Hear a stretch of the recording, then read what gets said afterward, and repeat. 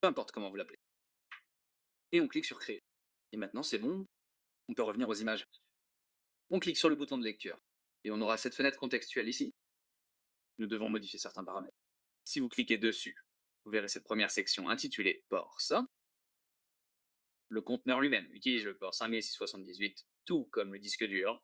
Vous devez indiquer à votre ordinateur d'autoriser l'accès à ce port. Il suffit de saisir 5678 ici, ce qui reflètera le port du conteneur. Ensuite, pour les volumes, nous devons saisir le nom que nous avons créé. Je crois que je l'ai appelé données de fin. Enfin, pour le chemin du conteneur, données de fin correspond à l'emplacement où il se trouvera son ordinateur et le chemin du conteneur correspond à l'emplacement où il se trouvera à l'intérieur du conteneur. Oh. Nous avons donc besoin d'un chemin très spécifique. Nous allons donc simplement le saisir sous la forme barre oblique vers l'avant slash home. Note.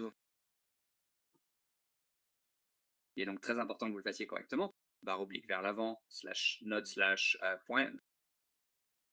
Il s'agit en gros du dossier à l'intérieur du conteneur qui va contenir toutes vos données.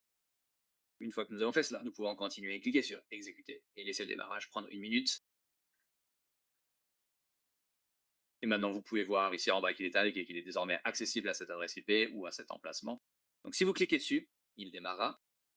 Vous pouvez continuer et saisir votre adresse email. Une fois que nous avons fait cela, nous pouvons continuer et cliquer sur exécuter et laisser le démarrage prendre 1 minute. Et maintenant, vous pouvez voir ici en bas qu'il est indiqué qu'il est désormais accessible à cette adresse IP ou à cet emplacement. Donc si vous cliquez dessus, il démarrera. Vous pouvez continuer et saisir votre adresse email, votre prénom, votre nom et un mot de passe. Ce sera donc votre compte administrateur. Allez-y et cliquez sur suivant. Il vous demandera ceci. Continuez et saisir votre adresse email, votre prénom, votre nom et un mot de passe. Ce sera donc votre compte administrateur. Allez-y et cliquez sur suivant. Il vous demandera ceci. Vous pouvez simplement l'ignorer. Et puis cette partie ici, il est indiqué obtenir des fonctionnalités payantes gratuitement. Je recommande de faire cela car vous obtenez de nombreuses fonctionnalités intéressantes. Vous n'avez pas à payer pour cela. Ils veulent juste votre adresse email pour savoir que vous utilisez le produit. Je vais juste ignorer cela pour l'instant. Donc je vais simplement créer un nouveau flux de travail.